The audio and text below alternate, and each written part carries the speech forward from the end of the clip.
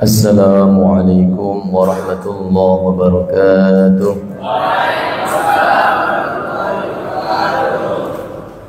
Alhamdulillah,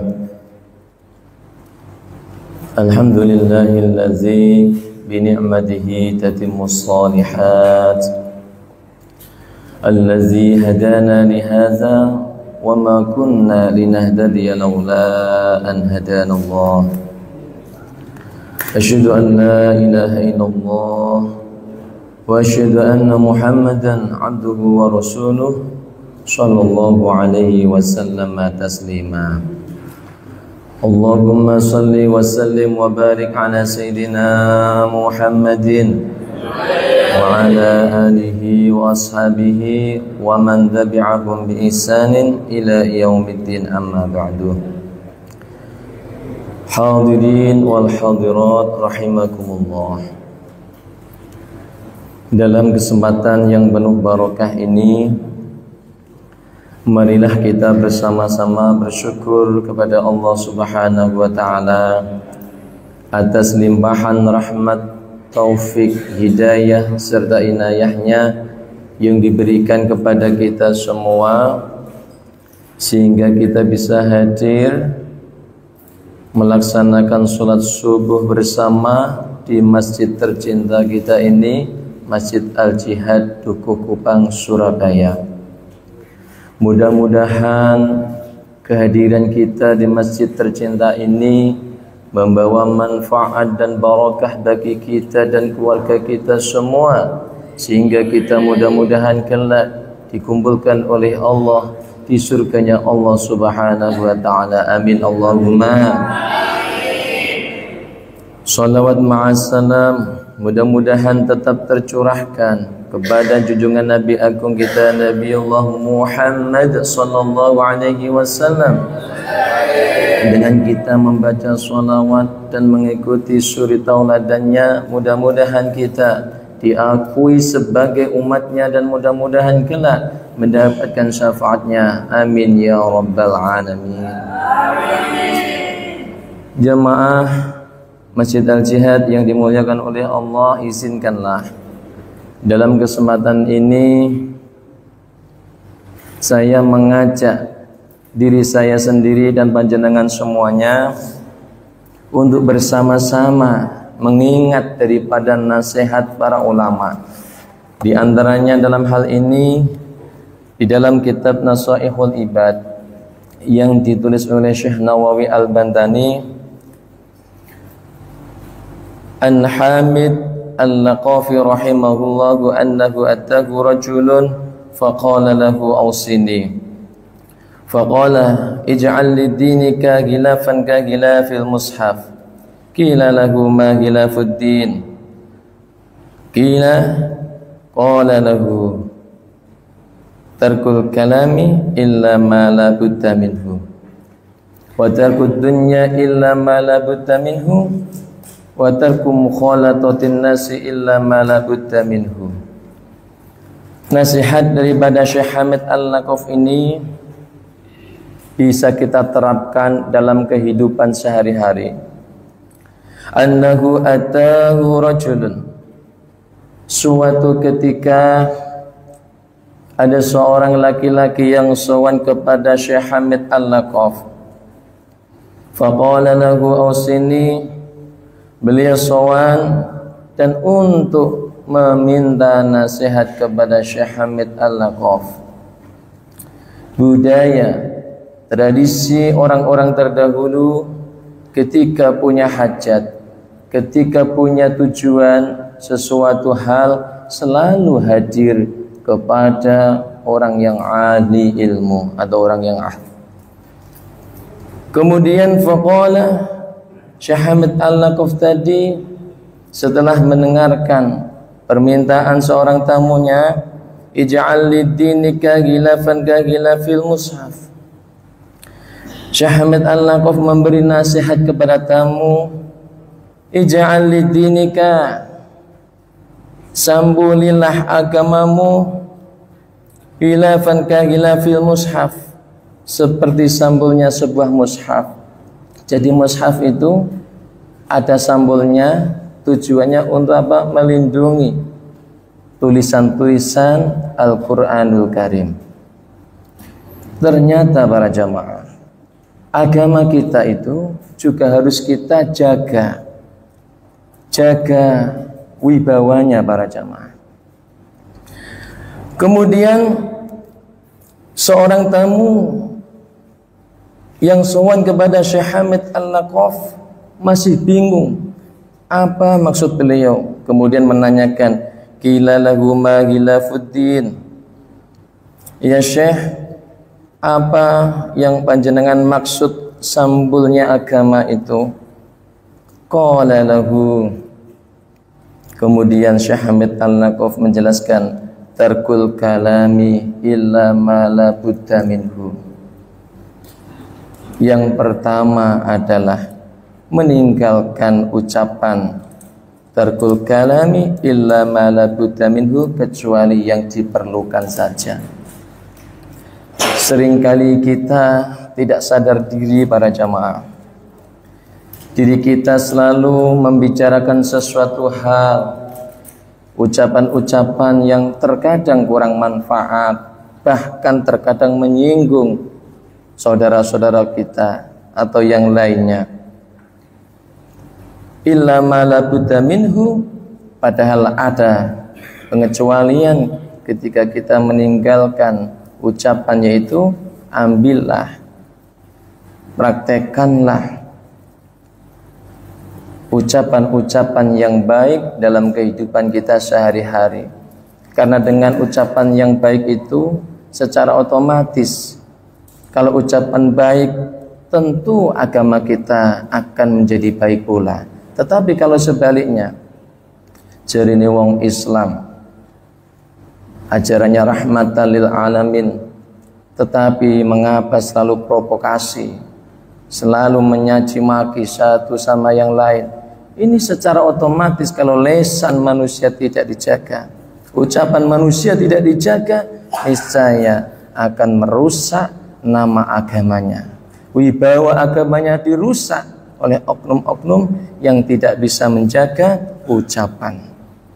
Sehingga dalam kesempatan ini cocok dengan dawuhnya Nabi Muhammad SAW yang di dalam hadis yang diriwayatkan oleh Imam Al-Bukhari, man kana yu'minu billahi, barang siapa yang beriman kepada Allah, wal yaumil akhir, dan hari kiamat, falyakul khairan aw liyasmut, maka berkatalah yang baik, berkatalah yang bermanfaat, aw liyasmut, kalau tidak bisa itu semua maka diamlah. Ada sebuah kaidah sakin taslim, diam itu selamat. Inilah para jamaah nasihat yang pertama dari Syekh Hamid Al-Laqaf kepada tamunya. Kemudian nasihat yang kedua, wa tarkud dunya illa ma la budda minhu, meninggalkan dunia illa ma la budda minhu, ada istisnanya di situ, kecuali yang dibutuhkan, kecuali yang diperlukan. Artinya apa? Jangan sampai kita sebagai umatnya Nabi Muhammad terlalu ambisi untuk mendapatkan sebuah dunia. Karena Allah Subhanahu wa taala telah berfirman di dalam surah Az-Zariyat ayat 56 yang berbunyi, A'udzu billahi minasy syaithanir rajim. Bismillahirrahmanirrahim.